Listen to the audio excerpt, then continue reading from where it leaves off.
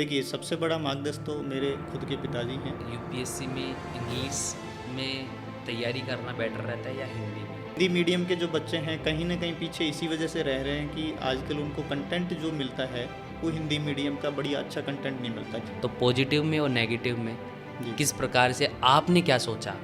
क्या एक स्टेप पीछे आने का सोचा या फिर? मैंने हमेशा पॉजिटिव को आगे लेके मैं बढ़ता रहा कि जब शुरुआत ही कर दी हमने तो अब पीछे हटने का कोई फ़ायदा नहीं है। लहरों से डर कर नौका पार नहीं होती, कोशिश करने वालों की कभी हार नहीं होती। इंसान से सब कुछ छीना जा सकता है, लेकिन एक चीज़ जो उससे कभी नहीं छीनी जा सकती वो है उसका ज्ञान, उसकी शिक्षा। और शिक्षा क्षेत्र में बहुत ही बेहतरीन करने और अच्छे विचारों के साथ में इस क्षेत्र में कुछ अच्छा करने के पीछे आज हमारे साथ में जो गेस्ट मौजूद हैं वो यही करने आए हैं कि किस प्रकार से विद्यार्थी एक सपना देखता है और उस सपने को पूरा करने के लिए एक संस्था से जुड़ता है और वो संस्था उसके सपने को पूरा करने के पीछे किस प्रकार से मेहनत करती है। आज हमारे इस पॉडकास्ट में मौजूद हैं अंकित कांवत जी। सबसे पहले आपका बहुत बहुत स्वागत है हमारे पॉडकास्ट में। जी, नमस्कार, धन्यवाद। सर, डीआर जीनियस एकेडमी के फाउंडर व मैनेजिंग डायरेक्टर हैं और इस एकेडमी के पीछे किस प्रकार से कार्य होता है, विद्यार्थी के सपने को पूरा किया जाता है और इस एकेडमी के उद्देश्य क्या हैं, इसके बारे में हम आज सर से बात करेंगे। सर, मैं आपसे सबसे पहले जानना चाहूँगा कि आपका मूल गांव जो कि आपकी जन्मभूमि है वो कहाँ से रही, किस प्रकार से आपने अपनी जन्मभूमि से निकलकर इस शिक्षा क्षेत्र में आने का विचार किया? मेरा एक मूल गांव मुंडियाखेड़ा जो अलवर डिस्ट्रिक्ट में बिलोंग करता है। एक छोटे से गांव से निकलने के बाद मेरा एजुकेशन है जो जालोर डिस्ट्रिक्ट से हुआ। स्कूल एजुकेशन मेरा वहीं से कंप्लीट हुआ। उसके बाद मैं जयपुर डिस्ट्रिक्ट में आया, राजस्थान कॉलेज से मेरा एजुकेशन हुआ। उसके बाद मैं आरएस और यूपीएससी वाली तैयारियों में इंक्लूड हो गया। काफ़ी लंबी समय तक ये जर्नी चली मेरी। उसके बाद कहीं ना कहीं ड्रॉबैक रहे, हमारे सिलेक्शंस नहीं हुए। फिर हम कहीं ना कहीं ये डीआर जीनियस एकेडमी स्टार्ट करने का एक प्लान हुआ और इस जर्नी में हम शामिल हो गए।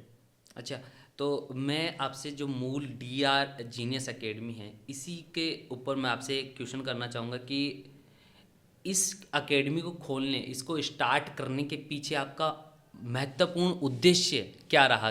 किस प्रकार से विचार रहा कि मुझे ये एकेडमी खोलनी है और पर्टिकुलर इसी एकेडमी को खोलने का विचार क्या रहा? इसमें दो बातें आती। पहली बात तो मेरे पिताजी का बहुत बड़ा सपना था। दूसरा ये था कि जो गांव देहात के बच्चे जिनके पास वाकई में वो अपने सपनों को कंप्लीट नहीं कर पाते, उन खासतौर से जो बच्चियां बेटियां हैं उनको देखा गया है कि उनके सपने कहीं ना कहीं उनकी भाई वो लड़की है ये कहकर उनके सपनों को दबा दिया जाता है। तो मैंने इस वजह से ये ऑनलाइन का एक एजुकेशन सिस्टम स्टार्ट किया जिसे डीआर जीनियस एकेडमी के नाम से शुरुआत की और ये अब चल रहा है इन दिनों अलवर शहर में ऑनलाइन के रूप में। ऑनलाइन के रूप में अभी फ़िलहाल में संचालित है जी। अच्छा, इसके पीछे आप किस प्रकार से काम करते हैं, किस प्रकार से आपका वर्क रहता है जो कि ऑनलाइन के माध्यम से विद्यार्थियों तक आप शिक्षा पहुंचा रहे हैं, उसके बारे में थोड़ा बताइए। देखिए, ये जो पूरा सिस्टम है, एक हमने वेबसाइट रेडी करवा रखी है जो वेबसाइट के थ्रू हमारी सारी जो ऑनलाइन क्लासेज होती हैं, जो राजस्थान के या जहाँ से भी अपने पूरे इंडिया से जो टीचर्स अवेलेबल हुए हैं हमारे साथ में जुड़े हैं, कनेक्ट हुए हैं, वो बहुत अच्छे तरीके से आज बच्चों को एजुकेट कर रहे हैं, उनको पढ़ा रहे हैं, उनके जॉब के रिगार्डिंग उनकी तैयारी करवा रहे हैं। जी। तो सर, मैं जानना चाहूँगा कि एकेडमी की जब शुरुआत की थी आपने, तो उस समय किस प्रकार से नकारात्मक सकारात्मक प्रभाव रहे इसके? देखो सर, सब कुछ शुरुआत करने से पहले आपको नेगेटिव प्रभाव भी देखने को मिलेंगे और पॉजिटिव प्रभाव भी देखने को मिलेंगे। शुरुआत में हम जब शुरू कर रहे थे तो हमारे साथ बच्चे जुड़े, कनेक्ट भी हुए पॉजिटिव रूप में। फिर धीरे धीरे वो बच्चे कहीं ना कहीं हमसे दूर होने लगे, वो आप उसको नेगेटिव के रूप में देख सकते हैं। तो दोनों सिचुएशन जब आप स्टार्ट करते हैं तो बनती हैं, वो देखने को मिलती हैं। बच्चे का प्रभाव है वो हमारे साथ कनेक्ट हो रहा है या नहीं हो रहा, तो वो सब टीचर पे भी प्रभाव डालती हैं कि टीचर कितना बच्चों को रोक पाता है। मैं इसी में से आपको सवाल करना चाहूँगा कि जब आपका पॉजिटिव और नेगेटिव दोनों आपके ऊपर इसके इफ़ेक्ट रहे, तो पॉजिटिव में और नेगेटिव में किस प्रकार से आपने क्या सोचा? क्या एक स्टेप पीछे आने का सोचा या फिर थोड़ा हिम्मत रखी? देखिए, इसमें मेरे को दो चीज़ दिखी जरूर, नेगेटिव पॉजिटिव, लेकिन मैंने हमेशा पॉजिटिव को आगे लेके मैं बढ़ता रहा कि जब शुरुआत ही कर दी हमने तो अब पीछे हटने का कोई फ़ायदा नहीं है। हमने पहले ही सोच लिया था कि उन बच्चों के लिए, उन बेटियों के लिए, उन बहनों के लिए हम वो सब करने वाले हैं, तो अब उससे पीछे हटने का कोई फ़ायदा भी नहीं होने वाला था। अच्छा, मतलब आपने कंटिन्यू करने जी। का बिल्कुल भी विचार नहीं हुआ कि मुझे एक बैक स्टेप लेना नहीं चाहिए, नहीं, बिल्कुल ये भी फैसला कहीं गलत तो नहीं हो रहा है? नहीं नहीं सर। ऐसा कुछ भी नहीं हुआ? जी, बिल्कुल। अच्छा, तो एकेडमी फ़िलहाल में कौन कौन से कोर्स प्रोवाइड करवा रही है स्टूडेंट्स को? देखिए, फिलहाल में एकेडमी ने स्टार्ट किया था आरएस स्पेशल कोर्स के लिए, और पूरे डेडिकेशन के साथ में वो आरएस के लिए ही काम कर रही है। और आने वाले दिनों में कुछ जैसे बच्चों की डिमांड भी आती है दूसरे छोटे कोर्स के लिए, तो हो सकता है कि हम वो छोटे छोटे कोर्स भी जो बच्चों की डिमांड ज़्यादा जिनके लिए आ रही है हम वो लेके आएँ। सर, मैं आपसे जानना चाहूँगा कि आप एकेडमी को किस स्तर पर देखना चाहते हैं? सबका एक सपना रहता है कि मैं मेरी संस्था को यहाँ लेके जाऊँ, वहाँ राज्य स्तर पर आप देखना चाहें, राष्ट्रीय स्तर पर आप देखना चाहें। जैसे कि बहुत सारे सपने होते हैं, विद्यार्थियों के सपने आप पूरे कर रहे हैं, लेकिन आपका भी अपनी संस्था को लेकर एक सपना होगा, वो क्या है आपका? देखिए, सपने जुड़े होते हैं अपने आप से। जो बच्चों को देखते हुए देखा जाए तो मेरा सपना तो एक बच्चों को उनको बेस्ट जो उनकी तैयारी के हिसाब से अच्छा एजुकेशन मिल जाता है, वही है सपना एक। और रही बात एकेडमी, अगर बच्चे चाहेंगे तो वो एकेडमी को इस स्तर पे पहुंचा देंगे जो हमने कभी सोचा नहीं है। अच्छा, तो आप मानते हैं कि आपकी संस्था के नाम के पीछे आपके विद्यार्थियों की मेहनत जुड़ी हुई जी है। जी आप उनको स्टार्ट करने का एक स्तर दे रहे हैं, एक प्लेटफॉर्म दे रहे हैं।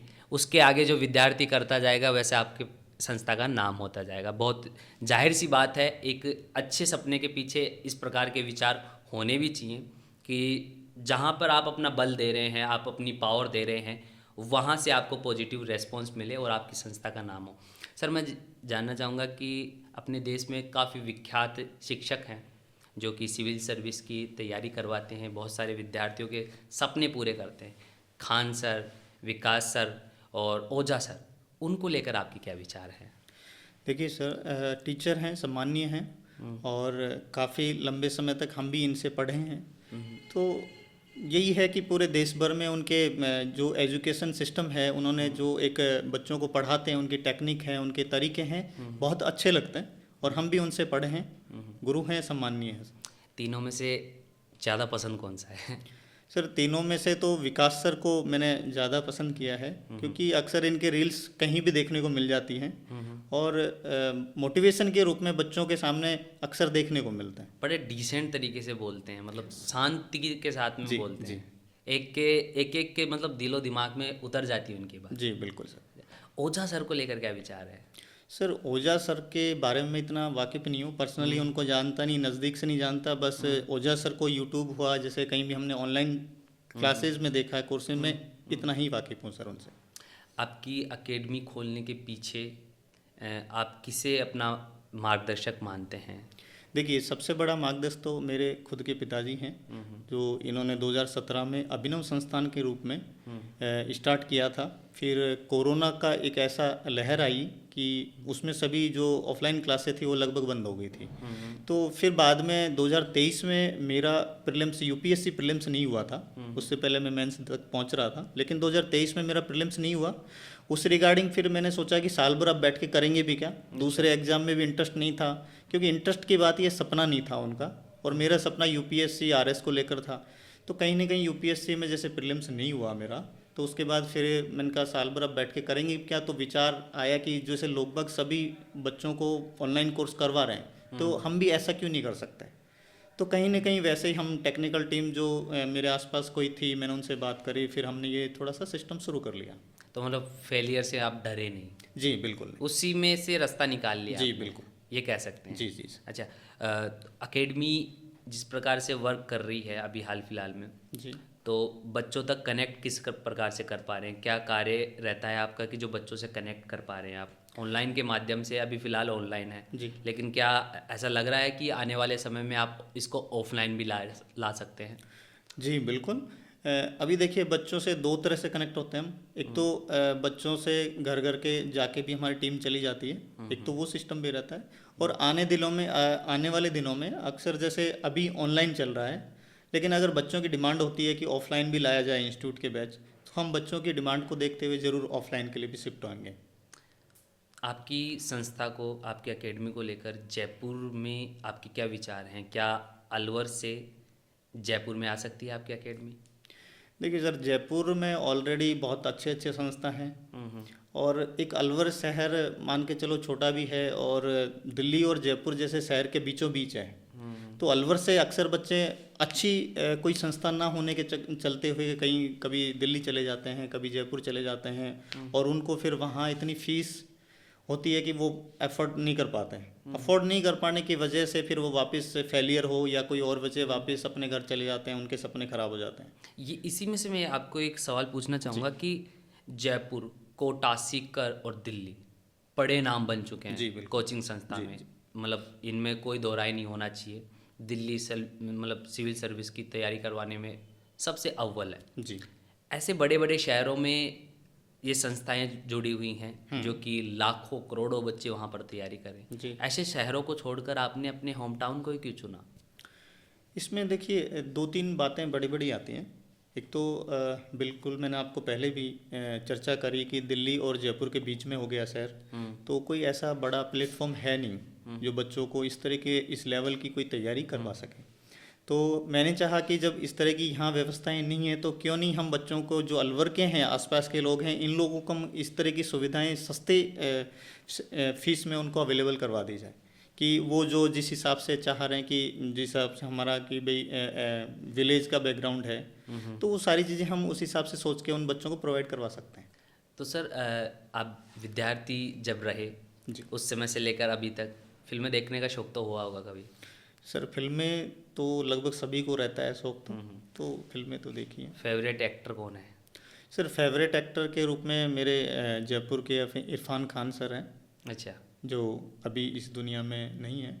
अच्छा, इरफान खान साहब जयपुर के थे इसलिए आपके पसंदीदा हैं, या फिर कलाकार बेहतरीन थे इसलिए पसंद? सर, एक तो उनकी जो अदा वो बहुत पसंद आती थी, और इसी वजह से कुछ उनकी मूवियाँ ऐसी बनी हैं जो लोग बाग नहीं कर पाते, लेकिन उन्होंने बहुत बखूबी उसमें जो अपना अभिनय है वो निभाया है। अभी कल परसों ही उनका जन्मदिन गया है। जी जी बिल्कुल। अच्छा, सर मैं आपसे जानना चाहूँ, क्रिकेट देखना पसंद है? क्रिकेट तो सर मेरा बचपन से शौक रहा है, मैं खूब खेला हूँ क्रिकेट। अच्छा, आप भी क्रिकेट खेलते थे? बिल्कुल। हाँ। Favourite cricketer? सचिन तेंदुलकर। सचिन तेंदुलकर। जी जी। अच्छा, कौन सी सेंचुरी उनकी आपको सबसे ज़्यादा पसंद है जो आपने खुद देखी हो लाइव?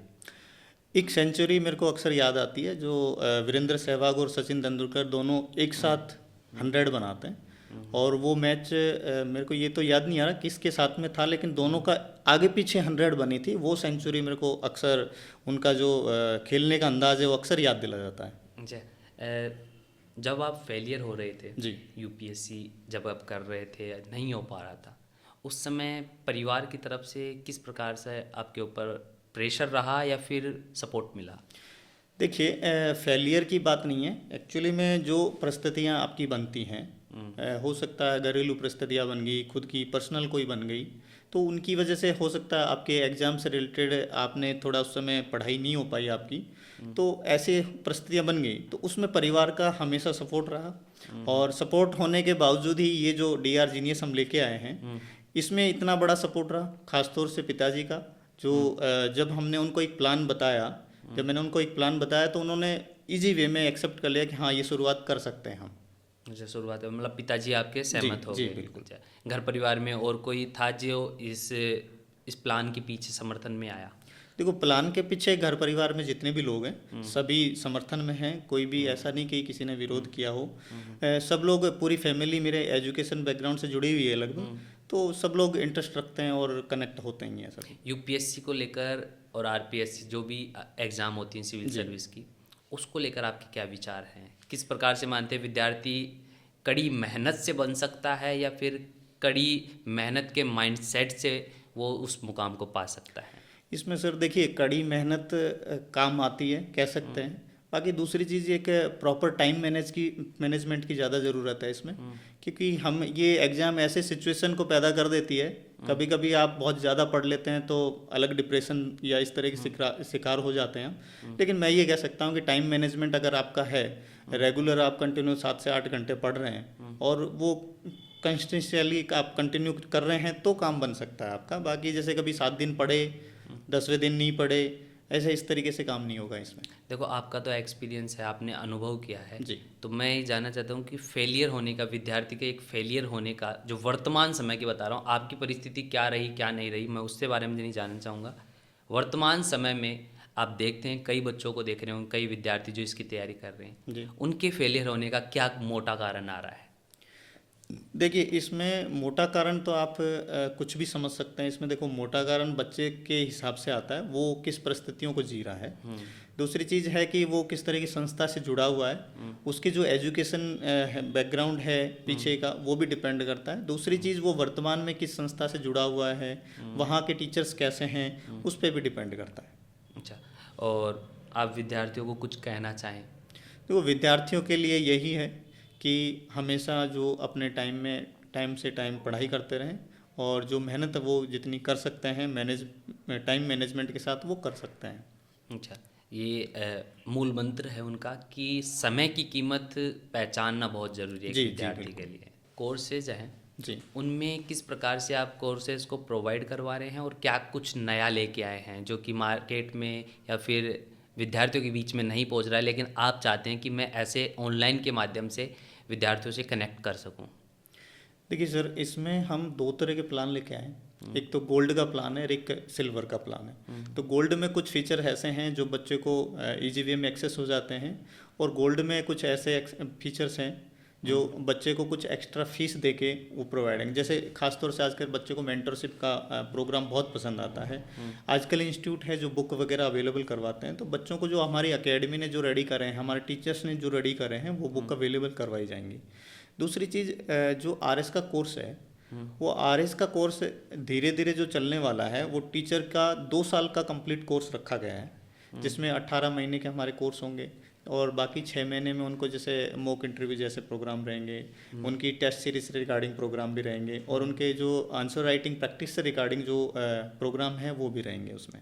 अच्छा, तो आपकी जो एकेडमी है अभी ऑनलाइन है, ऑनलाइन आप कोर्स प्रोवाइड करवा रहे हैं। जब कभी अगर ऑफलाइन का विचार होता है तो आप किन किन शहरों में ये आपकी एकेडमी को फैलाना पसंद करेंगे? देखिए, जब बच्चों की डिमांड आती है तो सबसे पहले तो अलवर को प्राथमिकता दी जाएगी, क्योंकि ये स्पेशली अलवर को देखते हुए ये स्टार्ट की गई है। जी। अलवर रहेगा जी। उसके अलावा किसी और दूसरे शहरों में इन अगर फ्यूचर प्रायोरिटी पे कौन सा शहर रहेगा? हाँ, इन फ्यूचर अगर बच्चों की डिमांड आती है कि जयपुर, दिल्ली, या फिर जैसे कोटा जैसे शहर या सीकर जैसे शहर में भी लगता है कि उनको ज़रूरत है, तो हम करवा सकते हैं। बाकी हमारा जो ऑनलाइन सिस्टम है, बच्चा घर बैठ के अपने गांव से निकलने की भी ज़रूरत नहीं है उसको, बस एक मोबाइल फ़ोन की ज़रूरत है उसको, और सीधा हमारे सिस्टम जो वेब पोर्टल बना हुआ है हमारा, उस पर कनेक्ट होकर वो पढ़ सकता है। आपको क्या लगता है, दिल्ली में जिस प्रकार से यूपीएससी की तैयारी को लेकर भीड़ है, जी। पूरा आधे से ज़्यादा दिल्ली विद्यार्थियों से भरा पड़ा है, जी। क्या लगता है ये जो भीड़ चाल होती है, एक के पीछे एक, और या भीड़ को देखकर आकर्षित हो रहा है युवा, या फिर वाकई में दिल्ली में वो शिक्षा मिल रही है जो कि आपको जयपुर, कोटा, सीकर और आपके अलवर में नहीं मिल पा रही है? क्या ऐसा माना जा सकता है? देखिए, कहा जा सकता है, क्योंकि एक विद्यार्थी हो या कोई दूसरा पर्सन भी हो, अपनी ज़रूरत के हिसाब से दूसरे अपने शहर को छोड़ के दूसरे शहर में जाता है, तो वैसे ही विद्यार्थी भी हो सकता है कि उसको वहाँ उस तरह की सुविधाएं नहीं मिल रही हो, और बड़े शहर में जाएगा, या इसने कोई स्पेशल सपना देख रखा है मुझे इसी संस्था में पढ़ना है और मुझे जो नौकरी पे जाना है, तो वो हो सकता है उसका अपना पर्सनल भी हो सकता है। आपके पसंदीदा जिला कलेक्टर, आईएएस ऑफिसर कौन है? आपने सबसे पहले जिनका जो नाम लिया है, वो मेरे सबसे बड़े पसंदीदा जिला कलेक्टर रहे हैं। अच्छा जी। अच्छा, तो मैं ये जानना चाहूँगा कि एक जिला कलेक्टर रहते हुए एक यूपीएससी करने के बाद में जब आपकी यूपीएससी निकल जाती है, तो लबासना में जो इसका आपको प्रशिक्षण दिया जाता है, ट्रेनिंग दी जाती है, वहाँ पर जाकर विद्यार्थी जो तैयारी के समय रहता है और उसमें से निकलने के बाद में क्या बदलाव लगते हैं आपको जो कि मोटे मोटे कि इसके बाद में उसकी लाइफ पूरी चेंज हो जाती है, उसको एक अधिकारी बना दिया जाता है? क्या सिखाया जाता होगा वहाँ? ट्रेनिंग होती है वहाँ पे, और वहाँ सारी चीज़ें आपको सिखाई जाती हैं कि आप जिस प्रशासन में आप जा रहे हैं, जहाँ एंटर करने वाले हैं, उसमें आपको किस तरह के डिसीजन लेने हैं, काम कैसे करना है, वो सारी चीज़ें वहाँ सिखाई जाती हैं। क्या लाइफ स्टाइल चेंज करवा देते हैं वहाँ? लाइफ स्टाइल चेंज तो नहीं करवाते, लेकिन एक जो आप एडमिनिस्ट्रेटिव में जाते हैं, तो वो एक उसी हिसाब से उस जीवन को जीने के लिए सिखाया जाता है आपको कि भाई आपको किस तरीके से बिहेव करना है, कैसे लोगों से डील करनी है, वो सारी चीज़ें आपको सिखाई जाती हैं। तो आपको क्या लगता है यूपीएससी में इंग्लिश में तैयारी करना बेटर रहता है या हिंदी में? देखिए, आज का जो टाइम है और सीबीएसई के बच्चों को देखते हुए, और अधिकतर अपने जो पेरेंट्स को भी देखते हुए कि सब लोग ट्राई करते हैं कि हमारा बच्चा सीबीएसई बोर्ड से पढ़ा हो, तो हिंदी मीडियम के जो बच्चे हैं कहीं ना कहीं पीछे इसी वजह से रह रहे हैं कि आजकल उनको कंटेंट जो मिलता है वो हिंदी मीडियम का बढ़िया अच्छा कंटेंट नहीं मिलता, क्योंकि जो अच्छे राइटर्स हैं वो भी आजकल जो कंटेंट लिखते हैं वो इंग्लिश मीडियम में अच्छा लिख पा रहे हैं। यूपीएससी करने वाले जितने भी विद्यार्थी होते हैं उनका सबसे बड़ा दुख होता है कि वो प्रीलिम्स निकाल लेते हैं, मैन निकाल ली, लेकिन इंटरव्यू में रह गए। सर उसमें देखिए, इंटरव्यू कह सकते हैं उनकी किस्मत का भी हो सकता है, या फिर वहाँ पैनल अलग अलग होते हैं और एक छोटी सी चिट्ठी डलवाई जाती है, वो उठा लेते हैं और उनके पैनल में जो व्यक्ति आ गए तो उस हिसाब से उनका चलता है वो सारे। क्या लगता है इंटरव्यू में या फिर किसी भी जो सिलेक्शन टीम होती है या सिलेक्शन करने का जो तरीका आता है उसमें 19-20 होता है? 19-20 का मतलब आप समझ रहे होगे, 19-20 होता है? 19-20 का तो आप कुछ नहीं कह सकते, बाकी अगर होता भी है तो हम इस बारे में कह भी नहीं सकते, क्योंकि 19-20 का तथ्य नहीं है अपने तथ्य पास नहीं है में। हमारे पास। नहीं, कहने को तो सब कुछ जी, कहा जी, जा सकता जी, है। बिल्कुल। अच्छा, तो अभी विद्यार्थियों को अब अपने जो आपके स्टूडेंट हैं ऑनलाइन माध्यम से ये पॉडकास्ट भी वो देखेंगे, जी, तो आप पॉडकास्ट के माध्यम से उनको क्या कहना चाहेंगे? देखिए मैं यही कहना चाहूँगा, अभी डीआर जीनियस एकेडमी ऑनलाइन में बहुत अच्छा काम कर रहा है, और इन आने वाले दिनों में एक 12 फरवरी से बैच भी आ रहा है, फाउंडेशन बैच आरएस के लिए आ भी रहा है, तो उसको देखते हुए बच्चे सभी कनेक्ट हो सकते हैं, और आने वाले दिनों में बच्चों की डिमांड के अकॉर्डिंग भी उनको अच्छे अच्छे जो वो चाहते हैं कि भाई हमें इस तरह की तैयारी भी करवाई जाए और बहुत सस्ते किफ़ायती रेट में करवाई जाए, तो वो सारी चीज़ें भी हम शुरू कर देंगे। तो आज हमारे साथ में मौजूद थे अंकित कांवत जी, जिनसे हमने जाना कि इनकी एकेडमी के कार्य क्या हैं, किस प्रकार से ये अपने कार्य क्षेत्र में विद्यार्थियों को जोड़ना चाहते हैं, उनके सपने पूरा करना चाहते हैं।